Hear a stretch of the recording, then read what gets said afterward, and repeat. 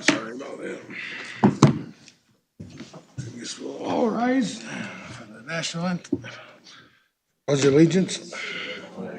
Of the United States of America, and to the republic for which it stands, one nation, under God, indivisible, with liberty and justice for all. One of these days I'm gonna break out in the song. Can't. Makes me laugh every time.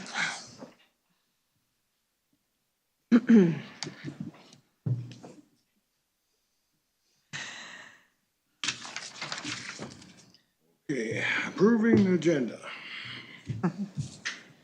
How's it look?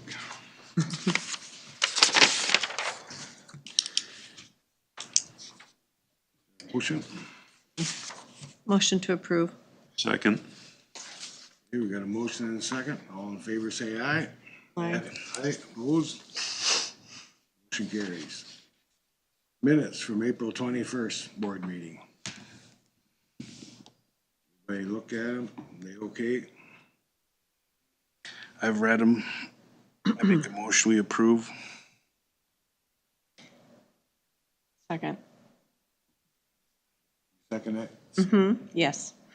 Motion and a second. All in favor, say aye. Aye. Aye. Opposed? Okay, I guess we'll do a couple of public comments if there is any. So quiet. Well,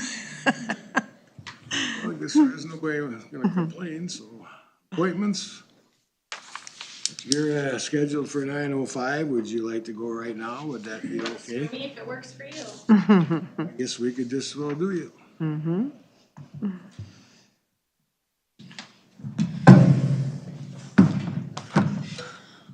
Good morning, Houston County Board of Commissioners, staff, and visitors. My name's Lisa Dirks. I'm the Regional Director for the University of Minnesota Extension. And with me is Katie Druids. She is your agriculture, horticulture, natural resource educator for serving Houston and Fillmore counties. So just a little introduction to why we're here today. Across the region, we have tried to engage with our county boards on a more regular basis. We do have our county extension committees who meet typically quarterly, where we are providing updates about our programming. That committee includes commissioners as well as members of the public from Houston County. And so we also ask that once a year we be able to come before the board to update about programming for programs that you pay for as part of the Memorandum of Agreement contract. So Katie's with us today to talk about her program for an annual update. And then in the fall, we'll come with Rebecca to provide an update about 4-H and youth development. So I'll turn it over to Katie to talk about what she's been up to. Thank you, Lisa. So I passed out to you before the meeting started a couple of items. So the first one is a single sheet of paper, which is from 2025 and kind of gives an overview of high level what I was working with in the year of 2025. I know some of you really like to see those hard numbers, so that's what this document represents. So feel free to read through that. There are a couple of quotes on the bottom from people that attended a couple of the classes. And then in the trifold is the state report from the Extension Master Gardener Program, but the really exciting one is the insert in there, which is specific to the Houston County Extension Master Gardener Program. So these are volunteers within the county and talks through, we in 2025 again had 19 active members. They contributed almost 2,000 hours worth of volunteer time.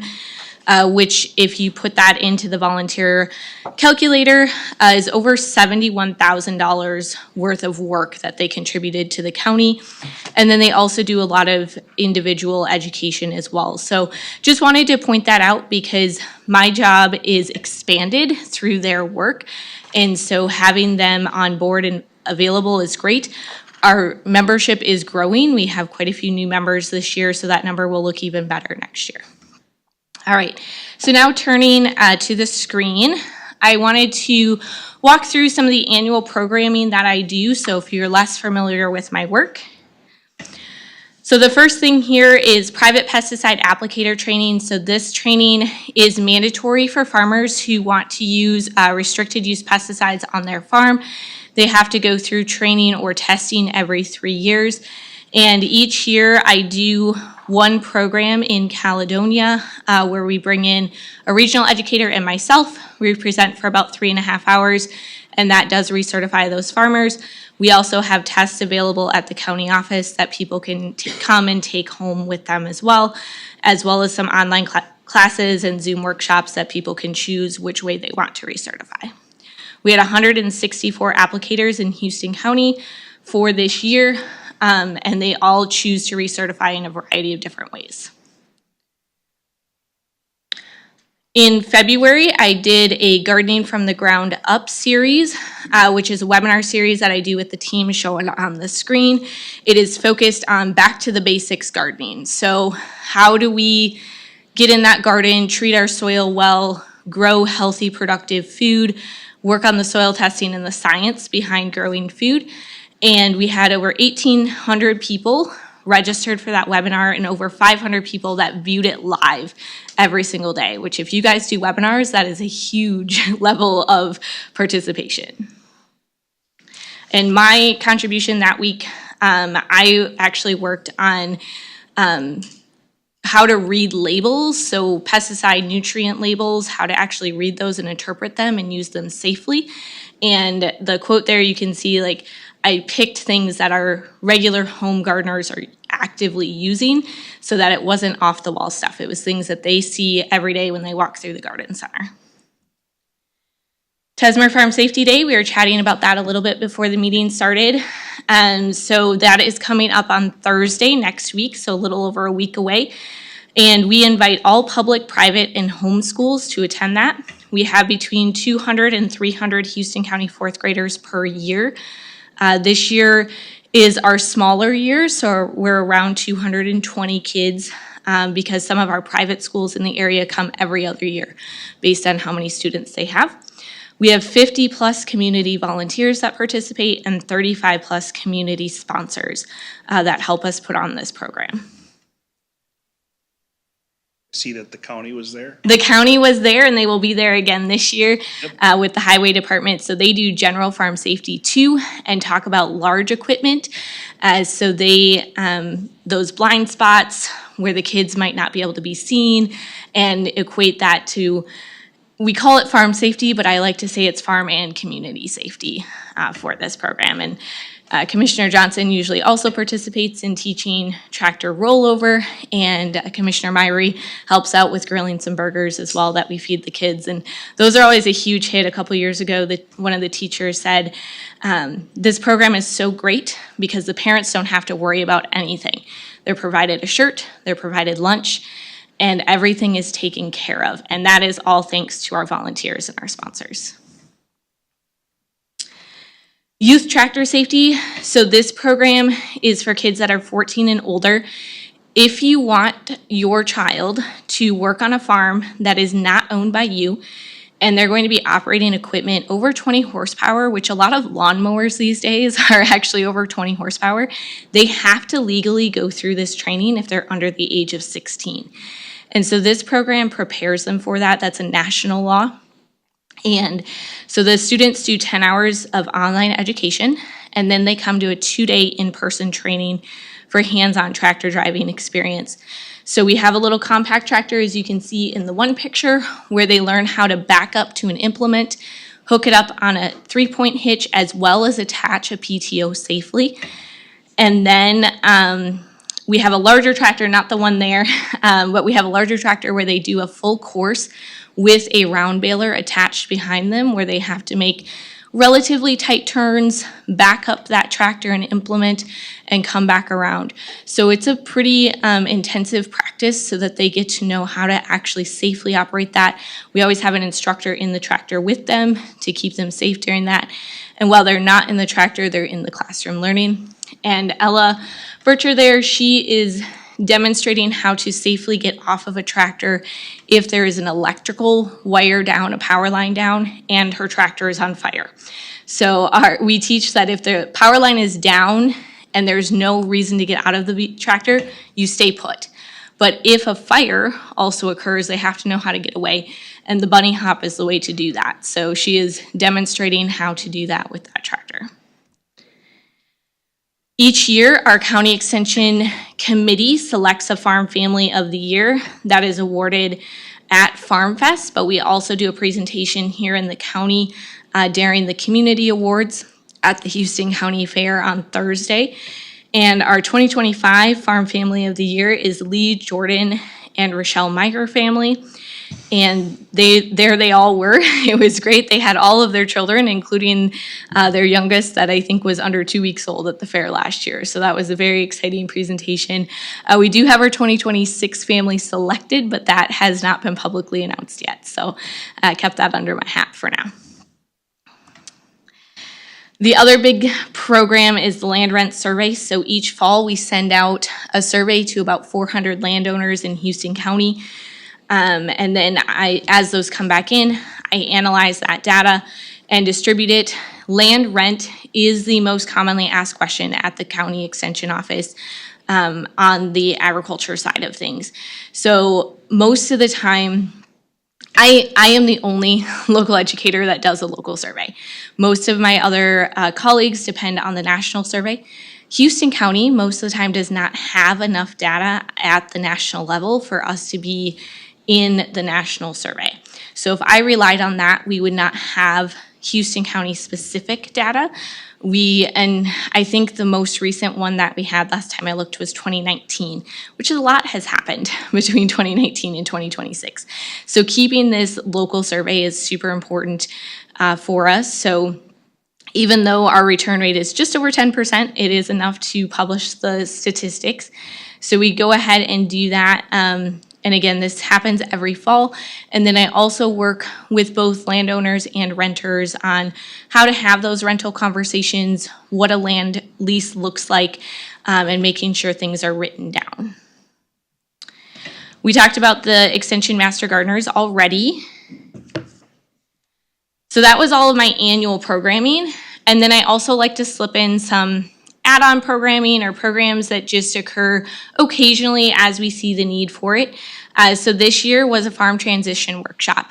I actually held this one in Mabel so that we could pull from both counties. We had about 30 participants attend, which was what my goal was for the program, so I was pretty excited about that. Brought in a couple of our statewide farm transition speakers, so this is what they do. They're very good at it.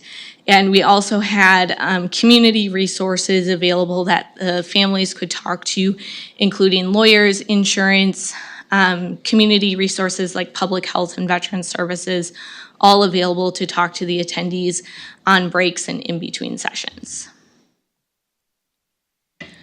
Pruning workshops, I get a ton of questions on how do I prune things. And so doing a hands-on workshop where we're actually out, in this case, we were in an apple orchard at Van Linn, just outside of La Crescent, and talking about how do we properly prune apple trees for production.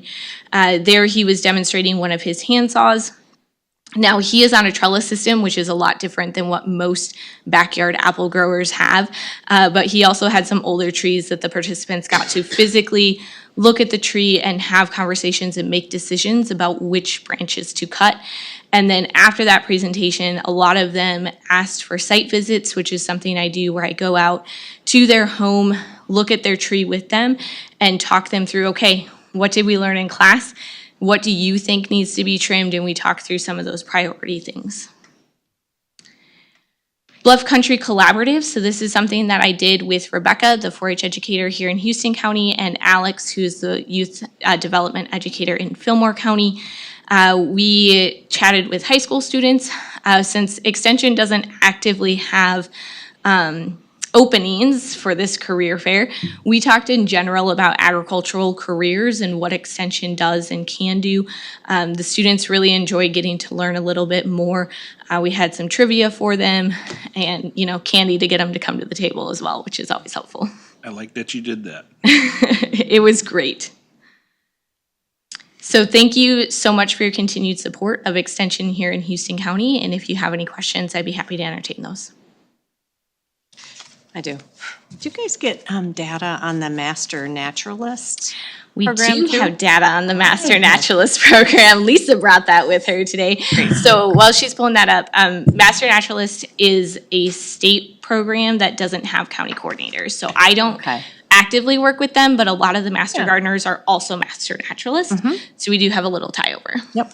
So in 2025, the Master Naturalist Program, we'll be sharing this at the upcoming Extension Committee meeting. So, and I'll send it to you as well, Commissioner Wright. So in Houston County, you currently have 3 residents who are Master Naturalists. However, when they look at the data, you actually had 17 volunteers who came into Houston County and did volunteer work within Houston County. You have a lot of natural resources, right? So people come and they volunteer hours within the county. So those 17 volunteers gave 516 service hours to Houston County. And some examples of things that they did were city park and trail maintenance. They removed invasive species. They did some prescribed burns and prairie restoration, monitored water quality and wildlife, led hikes and educational programs, did some writing of articles and blogs, and served on advisory boards as well related to natural resources. So a variety of volunteer work that they are giving back to Houston County. Great, thank you. Any other questions for us or comments? Well, I thank you. You Thank you. do a good job, Katie. You too, Lisa. Thanks. Keep up the good work. Yeah, Appreciate thanks. it. We hope you found this helpful. This was our first time doing an annual update for the board, and so really good. please. I'd let love us to know. come back. If it works, we'll keep coming back in the spring to That's give you a good. little I think update. that's a good idea because you guys can always explain it a lot better than I can. We'll keep working on it with you. I'll give you more handouts. Thank you so much for your time. Yep, thank you. Thank you.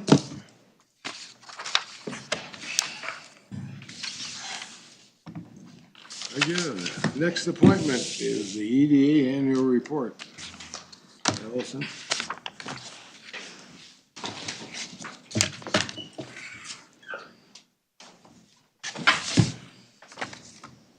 All right, good morning. We do have 2 presentations today, but we have a light agenda, so that's why I picked this one for going over the 2025 annual report. You all have a copy of it sitting in front of you, and you guys have one as well. So we'll just dive right in. Starting out on page 2, there's just a little letter for me, and the theme that you'll kind of see in there is that economic development is really just all about connecting people. That is what the Houston County EDA Board and our partners do on a day-to-day basis. It might be connecting a business leader to another business leader for mentorship, connecting a business to working capital, helping a community organization get grant funding to further their mission, bringing together industry partners to brainstorm sustainability ideas. The list goes on and on. So really, EDA is just all about connecting people to resources and each other. And then another kind of theme that we're focusing on this year is just educating the community on everything that Houston County has to offer. The EDA really believes that if someone, a business, a citizen is looking for something, you can most likely find it in Houston County. But sometimes people just don't look for things because they don't realize they exist. So we are working hard to showcase everything that the county has to offer this year. Just an EDA overview. Our mission is simple. The Houston County EDA is dedicated to promoting and developing a healthy business community in our county. Moving on to page 4. This page kind of just shows our revolving loan fund summary. So the Houston County EDA has a low interest revolving loan fund, and this is for helping starting or expanding businesses in Houston County. The funding is always used as gap financing, and in 2025, our rate and terms were 3.5% for 10 or 7 years, and that is the same for 2026. The total number of active loans we had at the end of the year last year was 14. And the cash we had available to lend was $192,555.34. To date, that number has gone up a bit. Currently, as of today, we have $246,671.77 available to lend. We actually just this month, those on the EDA board don't even know this yet, I don't think, but we had a business pay back their loan early, so that has gone up a bit more than we expected, which is great. Moving on to page 5, our featured project in 2025 was the Snowpack Foods project. The EDA did an EDA loan and recommended an EDA loan and a tax abatement, which you as commissioners approved. We did a $125,000 EDA loan and then the abatement. This is the largest project that the EDA had ever seen come across our desks, and it was a really good one. Cold storage is much needed in the county, and not only will this project help Snowpack Foods with their business, but also they plan to rent out cold storage space to other smaller local businesses. So another way that the EDA helped with this was surveying the business community and talking to businesses and seeing what other businesses might be interested in using that space and that storage. So this is a $7 million project, and it should be hopefully completed this summer. Moving on to page 6, the EDA works on lots of initiatives throughout the year. The first one we have highlighted is the Bluff Country Collaborative. Just like you saw from Katie's presentation, they attended one of our events recently, the career fair in the Crescent. But the Bluff Country Collaborative, in my opinion, is the most important initiative that the Economic Development Office works on. It's all about connecting students to opportunities right in their own backyard. It strengthens our schools, it strengthens our community, and it also really helps our businesses find workforce pipelines. Typically, we always have 2 large events. We have a CTE event, a career exploration event in the fall each year held in Caledonia, which is all about exploring. So we have a wide variety of businesses that come, usually about 45, and they have hands-on things that the students can participate in. And then in the spring, we always have a hiring event where businesses are actually looking to hire students, sometimes maybe a student that they met in the fall. At the event in the fall, we usually see about 600 students, so that always has a great turnout. But then in between that, during the school year, we have lots of activities. We have a dream job event, we have classroom speakers, we have union panels. Just to give you an example kind of numbers, the Caledonia School alone is working with 20 different businesses and organizations where students actually have hands-on learning experiences, usually internships, and they can get a school credit for that, and sometimes they leave school early or come in late so that they can work with our businesses out in the community. So that is growing, and we know it's working, and we know that students are getting hired from that, so that is good. We have many partners in this, so our partners include the Houston County EDA, of course, Fillmore County EDA, area schools, including all Houston County high schools, over 100 businesses, workforce development, the Perkins Consortium, the Southeast Service Cooperative, and the Southeast Service Cooperative. Trying to think of what else to say about the BCC. We celebrated 8 years this year, and currently we are in a phase that we do every year where we are raising funds to help continue the program. So that's been a huge focus of the EDA right now. The BCC is solely grant and contribution funded from our businesses. And Workforce Development Incorporated is our fiscal host for that. We have a career navigator, Mary Ann Smith, who does a wonderful job. She actually goes into the schools, works with the teachers, works with the counselors, and works with the students. So every year it's a struggle to find funding, but we, knock on wood, have done it every year. So hopefully that will continue this year. On the next page, page 7, we have continued work on our child care initiative. So back kind of during COVID times, the Houston County Child Care Core Team received $255,000 worth of ARPA money allocated by the Houston County Commissioners. And WDI is our fiscal host for that, and we have been using that money for training, educating the public, and then also we have our Houston County grant for providers. Last year in 2025, we did $38,558.20 in grant dollars to Houston County child care providers. So with that money, we added 16 slots and we preserved 16 additional slots. Examples of grant-funded projects were basement egress windows, classroom doors to separate ages at a center, a radon mitigation system, and additional facility repairs. In total, since starting to use the funding, the Houston County Child Care Corps team has helped preserve 137 slots and helped create an additional 26 new slots with the grant funds. This year, we are set to use all of the money between the 3 buckets. We started paying for not only training, but also for people to attend the trainings, which has been really helpful to our providers. And then this year with the grant funds, we have already done one of our largest grants to the Child Care Center in La Crescent that is expanding, so that will add many slots there. And then we also just approved a grant for the Caledonia School Daycare CCAPS program at our last meeting. On the next page, we have a little bit about our farming initiative. So the Houston County Farming Initiatives helps farmers try new things both on and off the farm.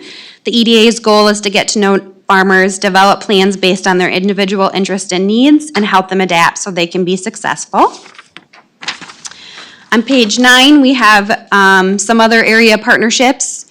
The EDA participates in the Houston Area Preservation Initiative, or HAPPY. HAPPY is a 503 organization, and its purpose is to preserve historic property for use in Houston County. Currently, the group is working on restoring and renovating 301 Maple Street in Houston.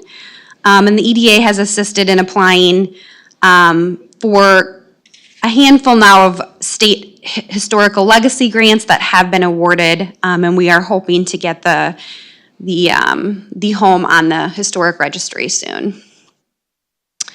Another initiative we work on is the housing initiative. Houston County received some housing dollars in 2025. Those were allocated to SEMCAC to further their mission, and SEMCAC is currently using those dollars to help rehab homes in the county. Some of our partners on this include city leaders, local EDAs, SEMCAC, Habitat for Humanity, local realtors, and others. On page 10, another area partnership we have is the Keep Company Co-working Space in La Crescent. This is a partnership between the Houston County EDA, the City of La Crescent, and the La Crescent Chamber. This space is open for any Houston County business to use. Actually, in 2025, we secured 3 regular clients in addition to daily drop-ins. And in 2026, there's interest in a new regular client that will most likely be using the space 5 days per week. So this is great. Initially, using the space was free. There is a small fee now, and that fee just goes back into the space and helps the chamber with some of their expenses, just keeping the lights on and having paper and things like that. The Root River Trail expansion. So we applied to several grants in 2025. In 2026 so far, we have applied to 5 different funding sources. We currently have an MOA to jointly cooperate. This is between La Crescent, Houston, the City of Hoka, and Houston County. So in 2026, federally, we have applied for the federal build grant, also congressionally districted spending. At the state level, we've applied to LCC-MR, asked for some direct legislation, and then we've also applied to the Minnesota Parks and Council bonding bill. Have you got any responses from those? We don't know yet if we've been awarded on any of them. We did get bipartisan support in letters of support for the projects, and they've been submitted. But I think it'll be a while yet before we hear back on any of them. Okay. Then lastly, on page 11, we just have some 2026 goals. One of the things that we are doing in 2026 that started in 2025 is we're convening with local chambers, and we're working to have all of the chambers in Houston County work together. So now if a chamber is putting on an event in one community, they're inviting all the other chambers in Houston County to also invite their businesses. And that way, they don't have to, excuse me, put on as many events, and the events are being well attended. So that's one of the things we're working on. And then we have some other things listed there, like continuing to carry out business visits, looking for grant opportunities, and just continuing on with some of these initiatives that we have. Contact information is on the final page. That is really all I have for you. Does anyone have any questions or comments? I think it's good. I'm glad to see the goals listed on here too, for people to understand that it's not all about the loans. We do more than that, and Yeah. as far as, EDA supports the local businesses, so it's important to know. Yeah, there's definitely so much more than the loans. I think you all see the loans because you have to do the final approval of them, but we do a lot of day-to-day just talking to businesses, helping them through things, introducing them to other organizations, other resources, and then, of course, our initiatives that we work on throughout the year. You kind of help businesses find, help too, right? Local, Yes, so we work closely with WDI, Workforce Development Incorporated, and then also through the BCC, yes. If a business comes to us and they are struggling to find workers, which is a huge issue in Houston County, we do everything we can to help them. And WDI is a big partner in that because they have a pool of, potential workers that they can pull from, but yes. So if any business is looking for workers, we definitely try to help with that. And then we also introduce them to Mary Ann if they're open to student workers. so on the snowpack project, you touched on how that some of these smaller businesses are going to utilize some of the space. Do you have is that communication being done with the help of you, or is it gonna be just snowpack talking to these local? I think it'll be directly through Snowpack now that they have the list of interested businesses So they that have a we helped list, with. okay, all right, Yeah, that was included with the grant application. okay, yep.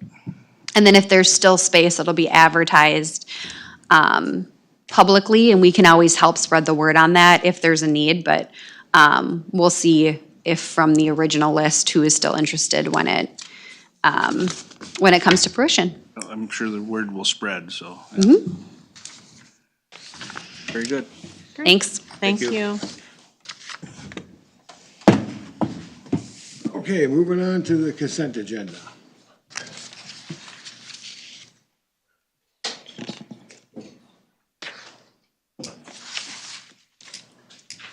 Motion to approve, including the payments were reviewed? Payments and everything, all of it together? Yes. Got a motion, is there a second? I'll second it. Okay, all in favor say aye. Aye. Aye, opposed? Motion carries. Action items. Before we start that, I'd like to go through this sheet here that was handed out to us. I'd like everybody to go through that with me. Building permits, 29, first 3 months, we call that 30. First 3 months. On this sheet here, first line says building permits. In 25, we did 136, and this year we got 30 through the first 3 months, so 4 times 30 is 120. We're gonna be 16 permits short last year. That's an see. that's an estimate, but. An estimate, right. But July and August, they don't hardly have any meetings because I was on the planning commission and both the Board of Adjustment. In July and August are really slow months. Maybe that will pick that up. The next one, COC is a 0. IUP is a 0. CUPs, 8 of them. 4 times 8 is 32, so we're gonna have a few more CUPs this next year. Variances, 4 of them. 4 times 6 is 24. We're gonna have 5 more of variances. Rezoning text amendments, 1. 4 times 1 is 4, so we're gonna have 1 more of them. Septic permits, we got 7. 4 times 7 is 28. That's quite a drop. There's quite a few less septics. Septic COC, 2. 4 times 2 is 8. We had 41 last year, so that could be off of though. WC projects, 4. 4 times 4 is 16. We had 13 last year. Total activity, let's round that up to 60. 4 times 60 is 240. We had 284. We're down 44 on total activities, 44 less. Building permits, that was explained. So why is there a need to hire another environmental service? Yeah, so this was just kind of a backstory on this. I know I've spoke to Amelia as far as the Environmental Services Department goes and their workload, and as far as their ability to make sure that building permits are getting done in a timely manner, plus all the other regulation stuff, CUPs, and just the workload out of that Environmental Services Office, and I can let her speak to that a little bit more. The last Personnel Committee meeting, we spoke, and I kind of spoke about, I think obviously the goal is identifying resources we have within the county and being able to move them around without affecting levy so much. So this position here is a position that, yes, it would be added on to the Environmental Services Department, but this is replacing a future retirement in July. So that wash would be kind of a flat on the levy. So we're just taking that future FTE out of the surveyor's office and moving that into environmental services. Kind of the goal of that is to look at kind of more of a land use department. Obviously, that position that was in that surveyor's office has changed over the years. And if we kind of redesign that to move that from the surveyor's office up to the environmental services office, could relieve some of that pressure from the environmental services. And then at that time too, I did also speak to surveyors, like what part does he play into that as far as helping environmental services as well, and kind of taking what we already have as resources and aligning them a little bit more on what some needs are. And so, again, speaking with Amelia, that's something that she's been kind of looking for, even started last year, tried to budget for it for this year, and it wasn't put into the budget, but kind of as these CUPs and these ordinance issues and things are coming to light, and seems like we're having more and more of those, other things are kind of lacking in that department as far as things getting done. So this was just kind of a way to help the Environmental Services Office, get a little bit more above water as far as their workload coming through, and also at the same time, utilizing current FTEs that we have in the county without affecting future levy issues, the levy going up, so. I want to comment, I just saw these numbers since we just got handed this sheet, and I don't look at the year before as much as the average over, 12 years? Because 1 year can vary a bit, so it would be interesting to have, more of an average and kind of the rise. It looks like some activities is increasing, but I also feel that some of the ask or the requests that we've had from that department are increasing. As we've talked about, some of the things that we need to propose that we work on with the land use plan. I really like the idea of trying to be more efficient and combine like a land use area for surveying, and then also just all the environmental services area. I don't see this going down, the activity in this area, because I know from just our own experience and, what the planning commission and Board of Adjustment look at I look at our activity as increasing. The other thing is to provide the best service that we can to residents and with an efficient turnaround time on some of the permitting. I think that's a requirement that we have, so those are just my comments about looking at this data for the first brush here.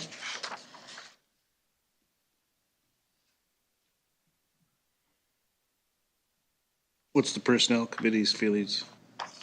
Our feelings was to combine the surveyors and the zone. Okay.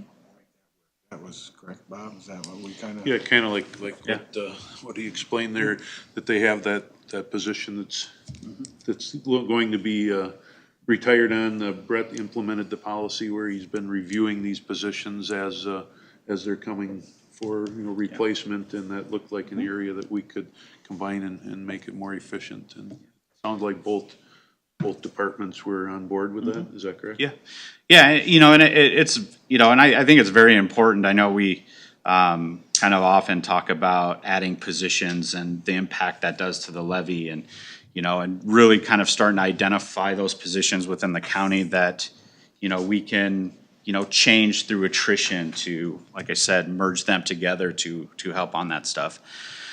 And I think, what Amelia kind of gave us here is, it's a snapshot of the amounts and the numbers of these different things that get filed with her office. I think one of the things that, isn't lacking in here is the amount of ordinance work and the time and, that goes into that sort of thing. Excuse me. Oh, yep. And so that's definitely kind of a time issue on that aspect of it that really, I think, kind of affects the progress to get some of these things out. And tell me if I'm wrong with that, but that's just kind of what I've seen on that, so. Yeah, I just wanted to touch on what you were saying there is that, as a board, we're requesting more work on ordinances or reviewing ordinances, coming up with new ordinances. We're gonna have, this data center thing probably is gonna be something we need to address. We've done the solar thing, well, we haven't finished that, but there's always new ordinance that we talked about. We had a planning commission last week. A lot of the, I don't want to say it was controversial, but it was a lot of a discussion about cell towers. We're getting a lot of requests for cell towers to be put up in the county. And our ordinance for towers is pretty minimal. We don't have a lot addressing, cell towers. It's one of the most lax ones in the region. I think we're gonna be asked to look at that again, to have it reviewed and look at a possible change in how that's written up. So all that takes a lot of time. And, Amelia, if you can you just explain to us, if you want to come forward? Yeah. I didn't know if you wanted to do that or not. But I'm not. I was figuring I would. I just was waiting for an invite. But talk about your average week, especially if you're gonna be getting prepared for a planning commission meeting. You gotta write the findings. Yeah, it is hard to look at this and say like, this is all we do, because you're looking at the tangibles of what we do, anything that's a permit is issued for. But there's just a number of phone calls every week on what can I do? This is what I'm thinking about. And some of those are quick 5 or 10 minute phone calls, and some of those take you down a rabbit trail. But what's really been really slowing us down this last year are all of the public hearings. And we have, and not only that, but public hearing applications end up overlapping. So at the beginning of a month, we're reviewing applications to make sure they're complete, which depending upon the application, it could be an hour or it could be an 8-hour day. When you're looking at something like, such as a quarry or something with a lot of technical review to it. And so you're going through just the application to make sure it's complete, getting notices drafted, and granted, there's a couple different staff working on that. But then you finally get that out the door, and you have a week kind of lag time in between, and then we're writing board packets. And I can spend a whole week writing board packets, and especially if we have a week of 9, a lot of that's done after hours for me because the people coming into the office, the phone calls coming in, don't stop for the week to let me do that. So just the number of public hearings has been really overwhelming. After we get board packets out that week, there is a little bit of a lull that Monday through the Wednesday, and then we have the Thursday of the following week is our hearing. That might be a lull depending upon what's out there for applications and how much public comment we're getting. Sometimes that's not a lull at all. Sometimes we're continuing to do research on projects that we maybe like things that have come up in the interim. And so it really depends. But then generally that week after hearings, before I take it to you guys, there's a 10-day gap in there. That's when I can get a quick look at building permits. And that's what's really been slowing things down. And Jeremy has taken on looking at all the accessory buildings and kind of assisting with all the preliminary reviews on that. And Michelle has jumped in and she's done a great job too. And we're not seeing any relief on the workload side of things. And so that was kind of the basis of my request, and this is not a new request. This position was vacated back in May of 2021, but at the time, we had 3 out of the 5 staff members in our office that were gone, and so this was just the position of least priority to fill, and I've been trying to make the argument for the last couple years that we need to take a look at this again, and it's just at the point with all of the things that we've dealt with over the last year and how complex some of them have gotten, we really need to look at staffing another technical level position in our office to alleviate some of the workload so that I can feel like I can better facilitate some of these big projects that we've done to provide a better service to you guys too in making informed decisions. Do you feel that your follow-up work is getting done? No, and that's, I mean, your statement here is a little misleading because of, the septic work really hasn't started for the year. So 7 permits is nothing because a lot of it requires preliminary soil work that's driven by the weather. And we've been out to get a few of them done. Most of these have been for some of the houses that have gone out the door here lately, but that's really just beginning. So COCs, and septic is a really big driving factor. That's one thing we have to be out on site on. We don't have a lot of heads up sometimes, so we have to be somewhat flexible to be able to go and accommodate them. And then there are certain weeks in the year, everybody seems to do projects at once. And some of that's driven by the weather, but the one year I had to run all the way down by New Albin and then also all the way over by Rushford. That's a lot of road time. And then whenever I'm out on the road, I'm not doing my paperwork. And so that just sets us behind too. And Jeremy will pick up a lot of the septic work, but I guess the other thing that concerns me with septic, and because of the demanding the training for that, is we don't have a point of sale inspection requirement, and we are one of a handful of counties across the state, and that has been discussed at the state level and changing that, and that could greatly increase our workload moving forward. But I know we can't make a decision based on that. That's just something that's in the back of my mind all the time. But Jeremy is currently working on getting his. He should be done by the end of this year. Okay. Yep.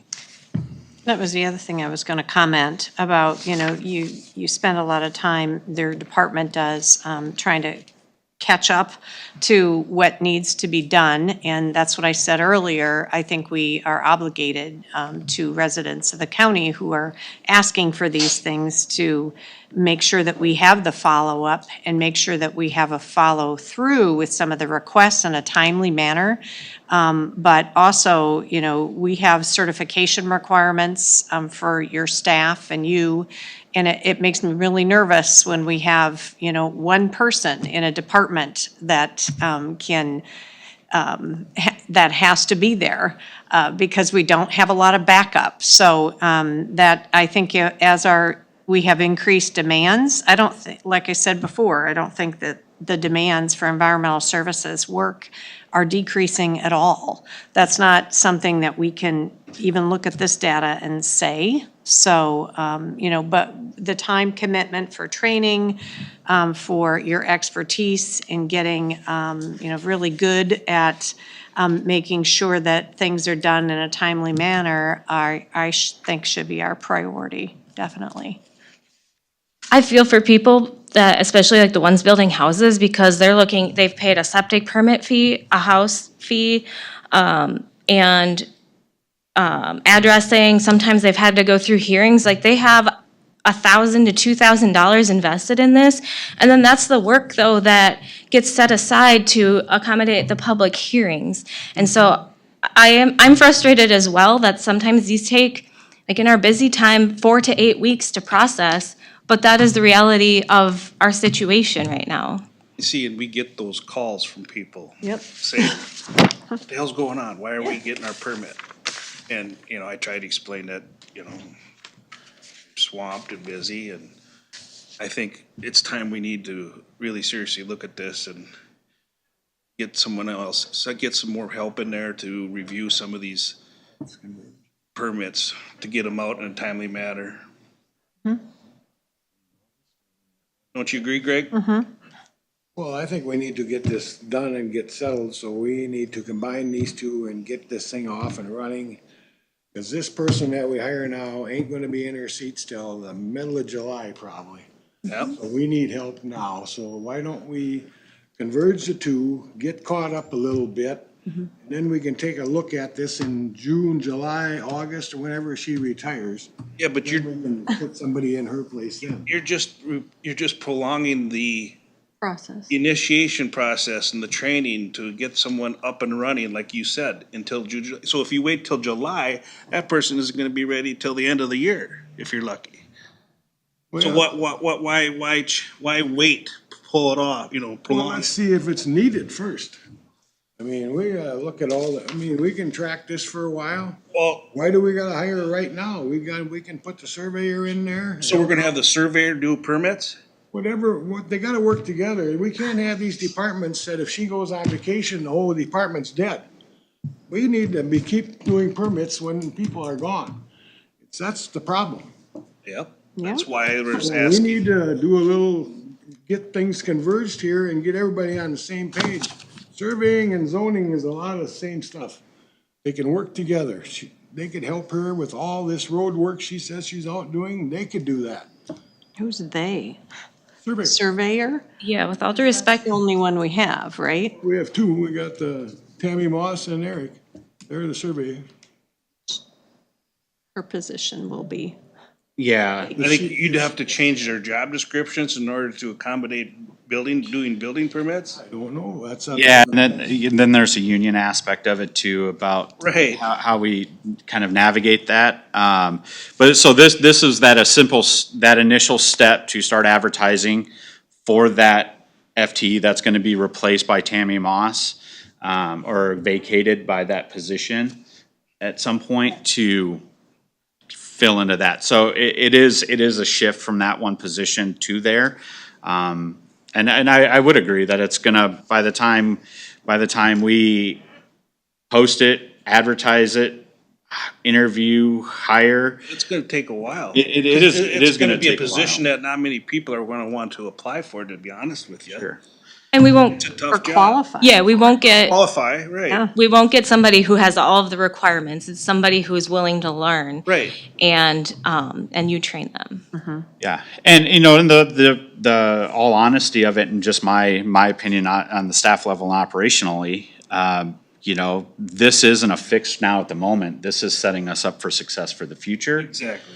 And the unfortunate thing about it is that, I think we could have had opportunities in the past to set it up for now, but it never happened. But having this set up now for that future success, because really at the end of the day now, she's still gonna be swamped in the meantime until this gets happening. I mean, that just is, but this will set a positive direction for that department, I think.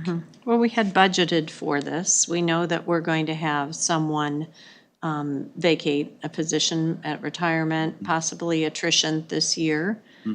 So I guess I don't know why we would not move forward with that. And why we would wait, because if we wait too long, then we're gonna be in the same situation next year, and we won't get a lot of the proactive things done that we are asking about with ordinances and some other requests that we have. I don't think we budgeted for it, did we?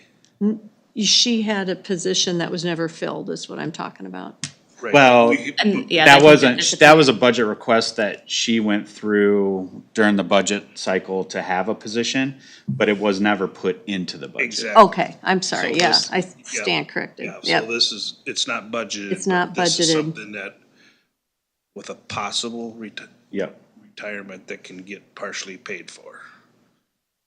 correct. And can I add to your point, like, this is something that I have been dealing, or like, kind of tracking internally for a while, because as you can see in 2024, we did have a slower time period for permits. And, you know, you keep telling yourself, okay, you get somebody new in, which our feedlot officer jumped right in, and has done a phenomenal job, and same with the tech clerk when we got her in, and you keep thinking, okay, after this big surge, it'll get a little better. Well, we went through cannabis, I think that was the summer of 2024, then solar started, then just the mass kind of quantity of things that came in. You know, what we've dealt with here the last couple of months, and it's just, and then the MS4 audit, and there's just always, it goes from one project to another, and we can never catch our breath.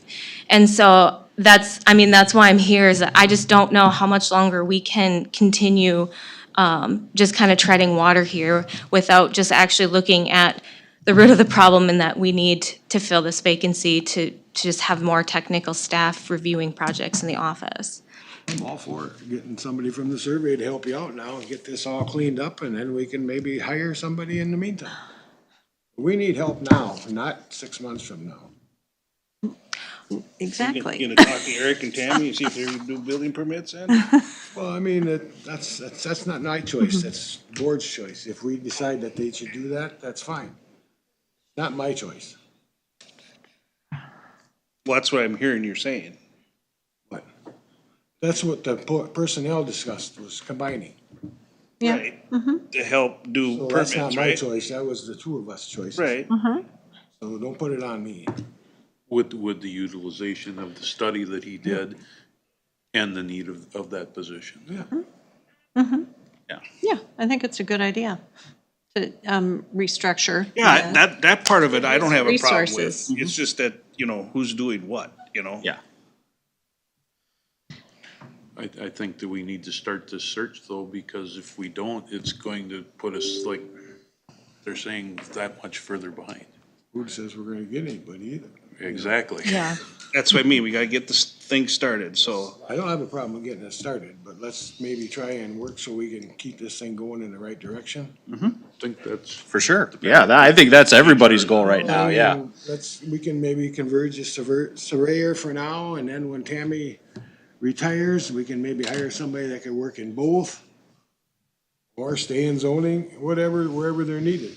I would rather I'd make a motion that we improve this and get it started. Pending timing, we can work that out because, you know, depending on attrition in that position, but also start working on this now. And I don't think that if we don't take action on it, they can move forward in planning how this is going to work within those combined departments. So that's my motion. Okay? First of all, we better read the action item before we make a motion. Consider approving a competitive search for one FTE environmental services technician. And as Brent described in the reasoning why. I do want to make, that should have been specialist instead of technician, just for the record. Oh, okay. Specialist, It does. environmental services specialist. Yep. What's the difference? Technician says, It would just be equivalent It's a banding. to position. Yeah, it's the banding. Okay, that's specialist. Specialist is a higher banding? The specialist would be the B24 banding. So that's what it need to be for Okay. the, so that would make it, Technician would have been a lower banding. correct, All right. yeah. Thank you for the clarification. I'll second her motion, to start the search for it. I mean, we have to start a search in order to see where we're at, so. Yeah, it's not giving us, it's not gonna be filled next month, so, I mean, it's already gonna be May. So might as well keep moving on it. Well, I think the important thing we need to start improving on, and this is not a criticism, I'm just saying, follow-up work. You know, people say they're gonna do this and this when they apply. I'm gonna build an egg building. Okay. Go out there after it's done to make sure it's an egg building and not a house. You know what I'm saying? Yeah, exactly. So, Very true. I mean, Agree. It's a lot easier to deal with those immediately than wait 10 or right. 15 years for Right- them to come right back now, up our again. assessor's office is doing the follow-up on some of this stuff because they find it when they go out and do their quintiles or whatever, so. And that, by then, it's way past any correction you can do, so. Yeah.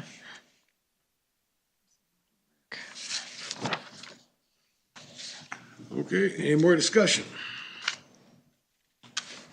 Let's do roll call. District 1, Yes. District 2, Yes, District 4, Yes. District 5. Yes. Thank you.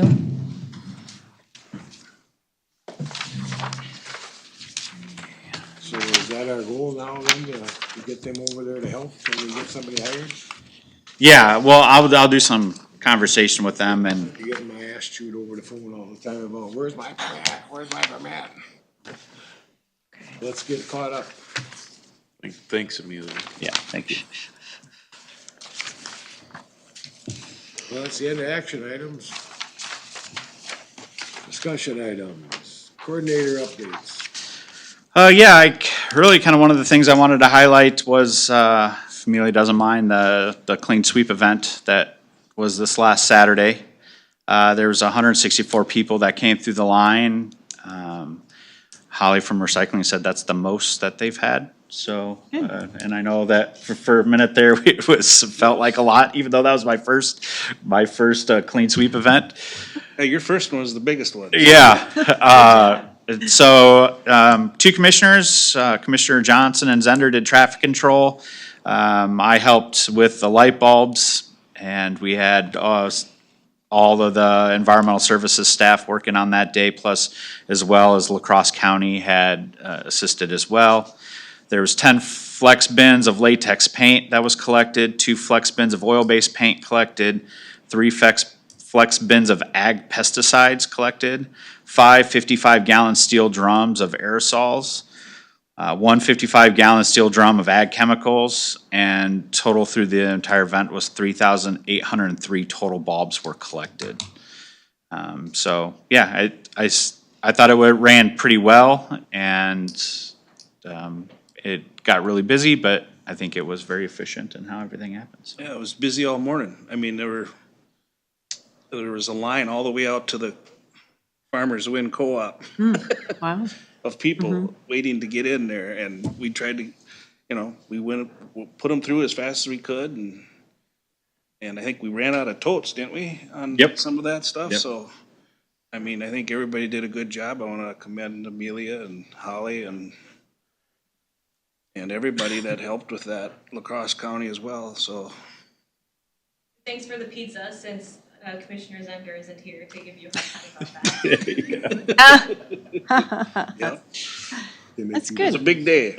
I I think the communication on that is getting much better too. It's widespread because I've talked to several people that say, hey, when is that coming up? They're looking forward to it, because they know it's happening. And then also the timing of it, it sounds like it's appropriate time. I mean, a lot of hours during the day. Yeah. Because, so there's not like a lull of volunteers that are standing around doing nothing, Yeah. you know? It's just like everything else, everybody comes at once. Yeah. Yeah. And you couldn't ask for a perfect day for that event either. It was.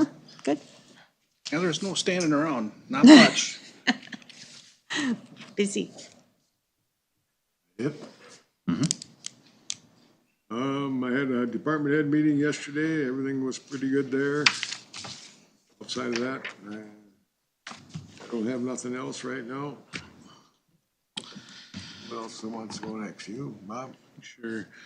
Cindy and I traded department heads, so she attended for me because I had a conflict, so I'm gonna pick hers up next month. Other than that, I guess I just had a few contacts over zoning stuff that reiterates how much we appreciate what you do and the help that is needed, so thank you again. That's just kind of normal week, so. Eric? Yeah, like I mentioned last week, I had a planning commission meeting. Went fairly well, didn't last too long. The cell tower one kind of surprised me. There was quite a bit of discussion on that, so. So other than that, like I said, it helped with the bulb collection and the paint, hazardous waste stuff for the county there yet Saturday, so. Next week we have extension meeting. Thursday night, I believe. No, actually, it's a Tuesday night, 7th, so. That's all I got.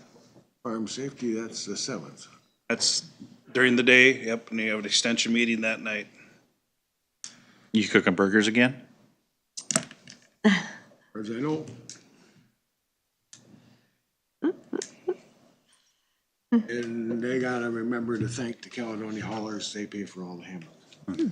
Oh, They have- There's a lot of people that donate a lot of time and money to the Testament Farm Safety Days. Put quite a few on the list last time. They should add the Caledonia Haulers to that, 'cause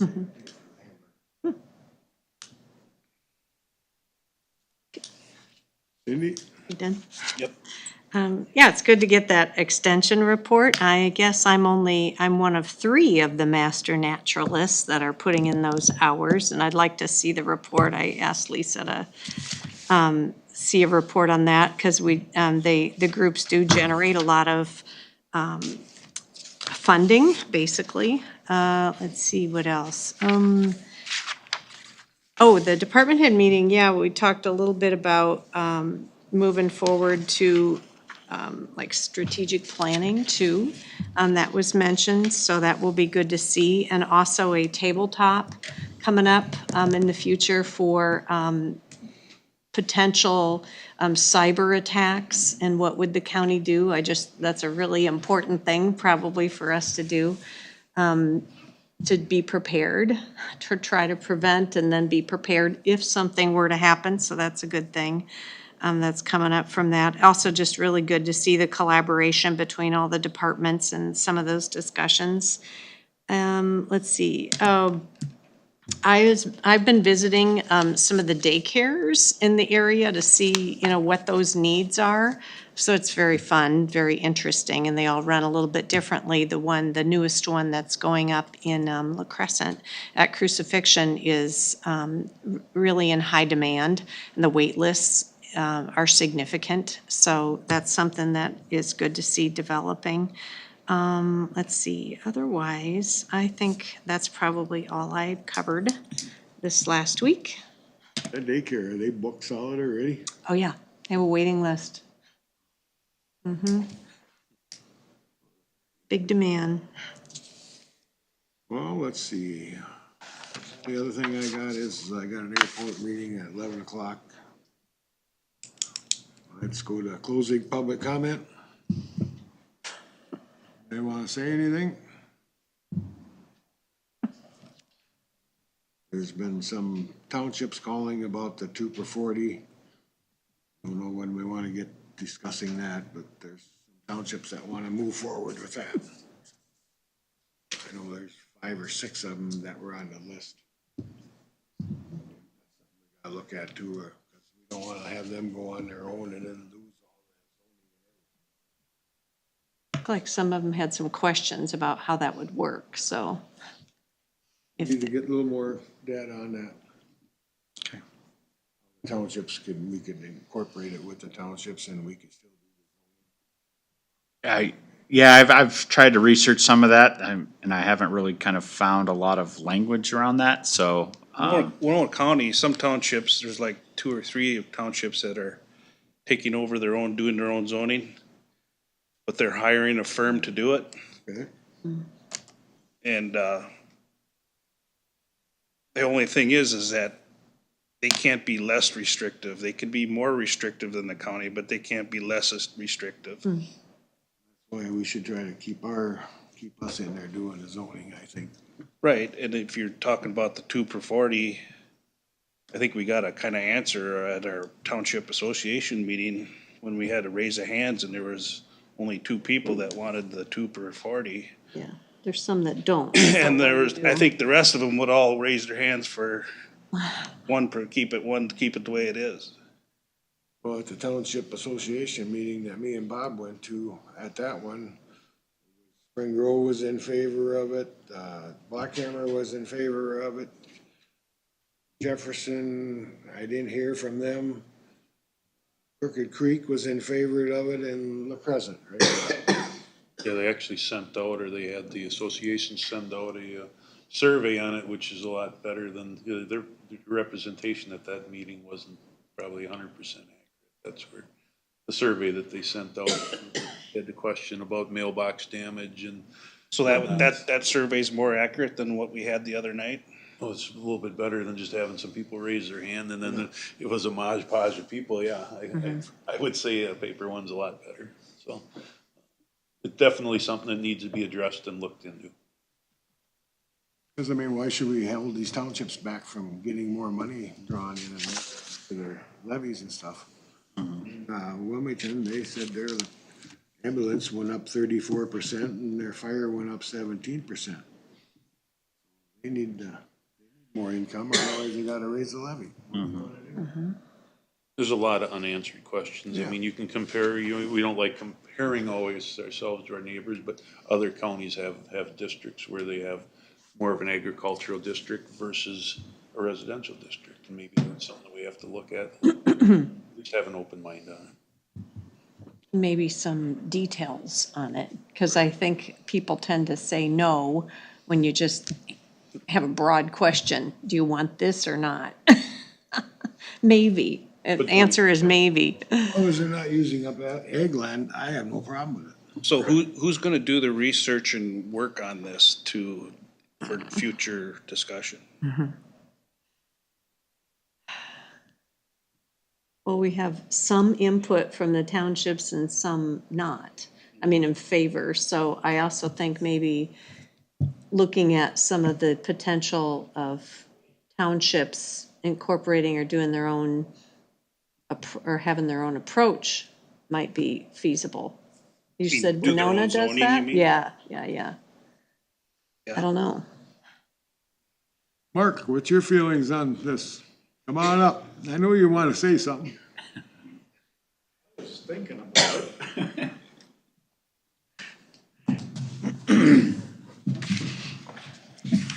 At our township meetings, yes. Supposedly, we all were asked the questions at our annual township meeting in March. If we agreed with the 2 per 40 is what we're discussing now.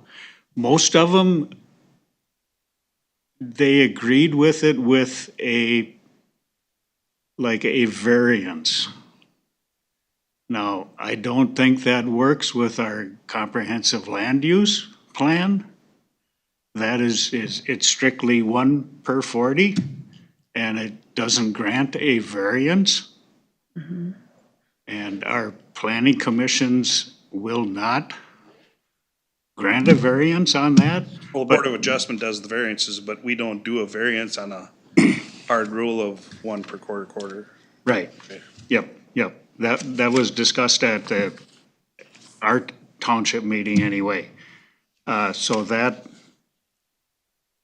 most of them would like a variance. Now, I don't know what that all entails to get that, if it's possible at all, or if you gotta do a 2/40 and then look at each one separately. I think the Township Officers Association could be a little more involved.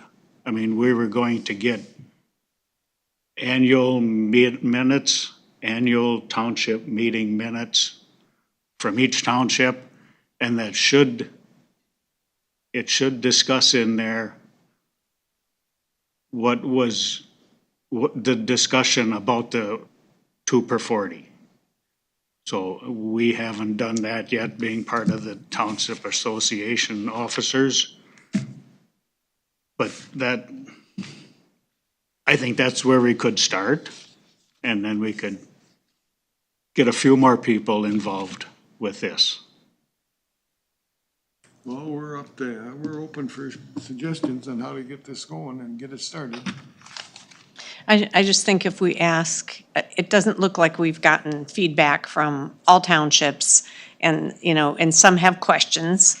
So maybe that just needs to be clarified as far as what are we talking about, if we do this, what is it that you'd want to see either modified or what's acceptable, rather than it's not acceptable, just some details on that, because otherwise I think we're just making general statements that, they agree or they don't agree, and we're not answering a lot of questions. Well, I agree. I think that's what we're doing. We're just making general statements. There was the question put out to all the townships to respond. I think we got 6 back that Polly forwarded to us, correct, Polly? Yep. And there's 17 townships in the whole county, so that's not a very good third, response back. yeah. So I think we just need to have a debate on whether we want to raise it to 2 per quarter, and be done with it. Whatever, let's get it going and see if it's gonna go or if it ain't, Are you define debate?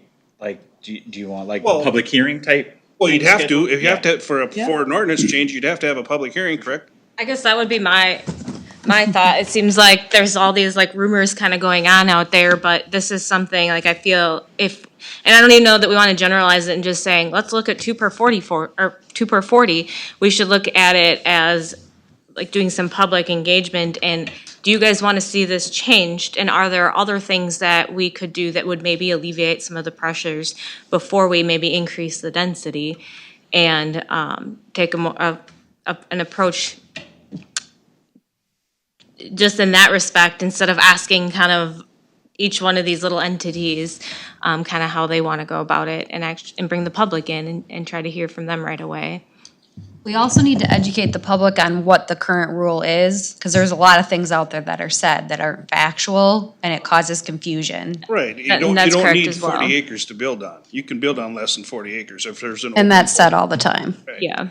And, we had 109 homes built last year. That's quite a few homes for Houston County. So I don't think we've run out of places to build. We got all kinds of places to build. We got abandoned farms and we got. Yep, and they're being built up. I mean, That's Ed good. Voigt just built one, building on a site there that used to be a house, and now we putting a house back there. So, I mean, we haven't run out of places to build, so. And there's other variables. The economy might not be right for somebody to do it this year, so, it's not just because it's not available. Yeah, and we don't need to use farmland either. We got all kinds of little corners and buildings and everything all over the place. There's no reason to build a house on any more ag. Well, it isn't just farmland, it's density. We just had a debate about density last week. Yep. We're gonna have density of houses in the ag district. And that's what I was gonna add, and then keep in mind that then impacts feedlots, and Right. you have your feedlot setback. There's a lot more factors than just strictly looking at the dwelling. And the more houses you also get out in the ag district, the more we may hear about feedlot issues or, any of the other activities that go on out there. So we have to also be able to follow up on things like that. And mining issues Yeah. and everything. The townships in Winona that are doing their own want to revert back to a lesser density, not create more density, for clarification. Right, and that would be more restrictive, so they could do that, right. And I don't know what the concern is with some of the townships that are looking at going to do their own zoning, but realize that a lot of the shoreland floodplain rules are all coming from the state. And we reflect them in our local ordinances, but we don't have a lot of flexibility in changing those. So there's some of those things that, and like somebody said, they have to be, they can't be less restrictive than ours. So if they think that they're going to have some flexibility in interpreting some of that, they don't necessarily. I just hope that we can, move to some clarity, because I think it's all over the place. When I talk to people about that, they're thinking development. That's Yeah. what they're thinking of. They don't think just two houses. So what does it mean that this would look like? And what doesn't it look like might be a good approach too, because that's probably why some of the townships I know of that had some questions and they were saying, well, I'm not just gonna agree to it when I don't understand what it includes. And I guess that's kind of, or what I've asked, or would ask for too, is that we have a collective and unified approach forward, instead of just trying to kind of throw things out there and then nobody really knows what they're agreeing to. Well, it's not gonna be consistent either, which is an issue if we do a case-by-case basis. Yeah. Because then it'll be, in certain areas, it might be more dense or, something we don't want. Why don't we get a person from every township and we have a meeting get the supervisors, get those people all involved from the townships. We just had that the other night at the Township Association meeting. Yeah, but we didn't talk about. Yes, we did. A little bit, not much. We talked about it, it was asked, If you're in it was favor. asked, yeah. That's not very good. Someone didn't wanna see the results of it. That's not very good. I wouldn't go along with that. Raise your hands, that's shit. I think these surveys that were requested at the township annual meetings, yeah, they're not very well attended either, but, yeah, we had 8 or 9.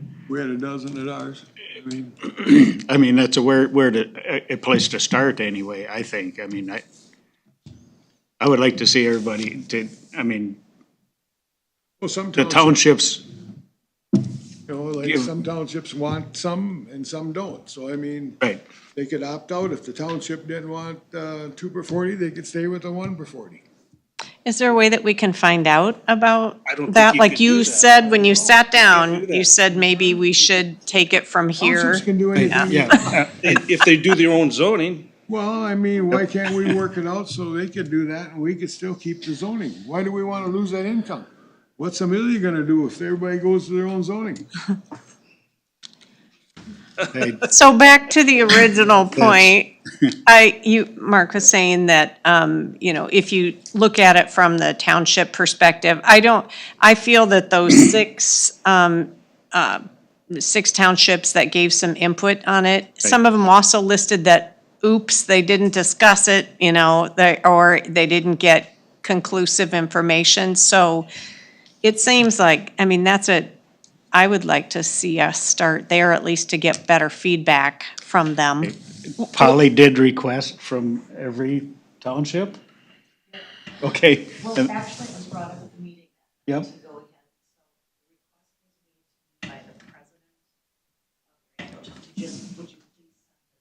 Mm-hmm. I was kind of the middle person, but when it was announced to me with the answers, the ones that it sent back is what I asked. Okay, you did send out an email then to all clerks? I think you Okay. just said it at the Okay. meeting, yeah. With the questions, please Right, talk about this. okay, And yep, after that, it was brought up and then. okay. The question just initially came from Greg, and then Greg was the one who said, send it to Polly. So this wasn't an official, decision by the county. This was just you know. How they wanted to get the information, Would it, yeah. yeah, would it help? So I guess, I know this kind of got spearheaded by at the commissioner level, but this obviously is hugely important to our office and we'd facilitate the process moving forward. But what if I attended all the township meetings over the course of this summer and spoke to them, and then that way they're kind of getting a little background information, and also, like I can maybe be there to clarify items if they do have questions, and then I can put together all of that into a report so that maybe you guys can make a decision moving forward. But kind of to my earlier point, I know this has been brought up for a while, but we just haven't had the capacity in our office to handle a project of that magnitude if we look at changing it, because it's not something I think we should take lightly. And it would just take an immense amount of time to do the research and how we're gonna change it. And maybe that does end up being just a wide open 2 per quarter, but I think there's a lot of other things that we need to also factor in that may impact that, Well, so, once you change it, you can't go back. yeah. I mean, we have an attorney, we got 3 of them in there working for us. Why can't we have one of them do a little research on this for us? I mean, what the hell are we paying them for? They could do some research. I think Amelia is probably better at understanding what's involved. I like the idea of you talking with the townships and answering some questions, because that's what I'm thinking that might be kind of a big point here, that they don't understand what it is, or, like I said, committing to, yes, I want to do this, but what does it mean? What does it involve? I like that idea, Amelia, going to townships, but I just want to make sure that we do it legally and have a lawyer look into this to see that we don't get in any conflicts with the townships. Townships have the right, the most say of the whole thing here, so we want to work with them, and let's maybe get this lawyer involved to figure out a way we can do this without. In some of the stuff some of the things that I've researched and stuff that I have found, and I do think too, that the townships, they could choose 1 per 40 or 2 per 40, but the only could make it more restrictive. So the county would have to be 2 per 40 across the county, and townships could choose to make it 1 per 40. Correct. With our 1 per 40, they can't choose to make it two. less. So for the townships to have that control and to be able to make those decisions, the whole county would have to be a 2 per 40. Yeah, and if I can better understand their concerns, then we can maybe get an attorney involved and figure out what, or how that can be dealt with. Yeah. So Amelia, in your request for dwelling permits, is it some of it, a lot of it is just, well, I just want to have this for this family member, or this guy here, I just want to put it here because it would be more convenient, when he has another open spot where he could put it? I mean, what do you see? There have been a lot lately where they're looking to go more multi-generational, or do somewhat of an accessory dwelling unit on the property, which we obviously don't allow. And then. Well, mobile, right? Yeah, unless we go with a mobile structure, but it has to be a temporary farm dwelling or for medical hardship. So that's not always, and neither one of those are cases that people can sometimes make. It's just that they want to be able to have somebody close to them. And then once in a while, it's convenience. Lately, it's been a lot just with like construction of roadways, like to go, they might have open 40s, but they're quite a ways off of a public road. driveways. Yeah, and then they're just looking at a great expense for that driveway construction that they were hoping to avoid. So, Is there any way we could get the townships to come to a workshop so you wouldn't have to run out to all them places? and maybe that's an option we look at too. I guess I'd like to split it up, and because 17 would be a lot to manage, but maybe that's what we look at doing. A workshop? 6 and get or so. One supervisor from every township? What do you think, Mark? Would that? That's what I would recommend, instead of having Amelia meet at every township meeting in the evening. That just A lot. a lot of her time. I think otherwise we could manage it somehow. Well, I Yes, think- if you want township, Yeah, we want the. recommendations. townships involved, yes. Right, if you could come up with some sort of brochure maybe, or something that we Yeah. could Give out that day and we could have. describe what it is and what we're talking about to change. Some background information, like you said, would be really good. Yeah. Answer those questions. Run to every township meeting at 8 o'clock at night and she's out till midnight. However you wanna, yeah, if it was a group Oh, they're- meeting or something. Are that exciting? Well, you've been to a couple, Wilmington had a couple. But I mean, that way you don't have to run out. I mean, we could, I'm sure that, maybe not in the next month, but maybe in June, we could have a workshop where the farmers aren't planting corn and these supervisors could come and sit down and, you know, if we let them know ahead of time and tell them what we're gonna discuss, they'll probably come. Can we do it during the day for them? I mean, that's 9 o'clock in the morning. What do you think, Mark? You're a farmer. When do you How have would you wanna have it? When do you have another association meeting? Or did you just have one? It's in the evening, the Township Officers Association quarterly meeting, yes, Well, so you'll have one in June, where we could maybe look at a July date? yes. Yes. Or you could discuss it in June, and if they thought that this kind of workshop idea would work, we could set a date for July. July would probably work. When's the quarterly meeting? I have not, June or next month? I don't know. Well, why don't you coordinate that with Amelia? Then we can maybe get some flyers out to the townships. That's what we need, I think, is some description of what it is now. And, What we wanna go to. yeah, a couple possibilities of what it could be. Options would be good. There lies the key, the possibilities of what it could be. So Or- what's that information gonna be?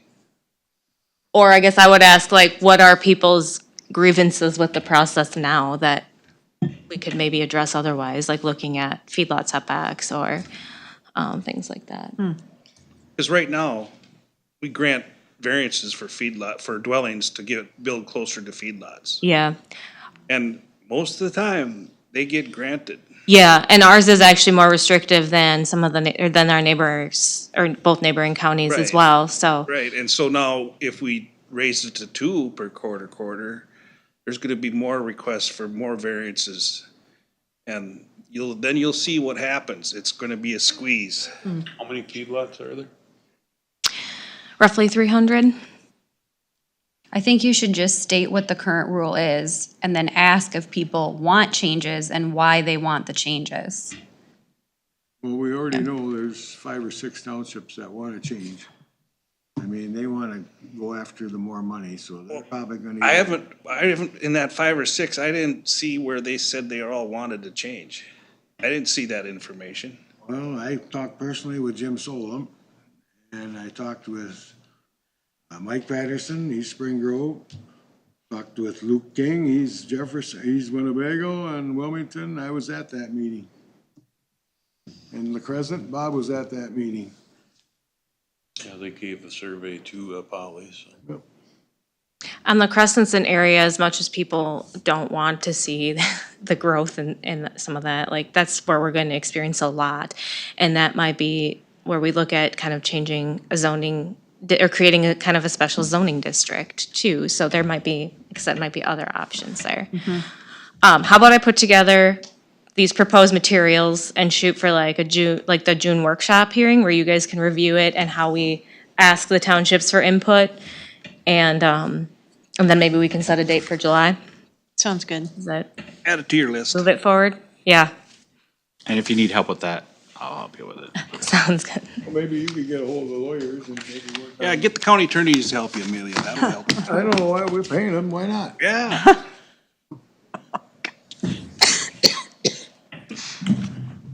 Thanks, Mark. Okay, motion to adjourn. So moved. You wanna be Kurt, or should I? I'll second it.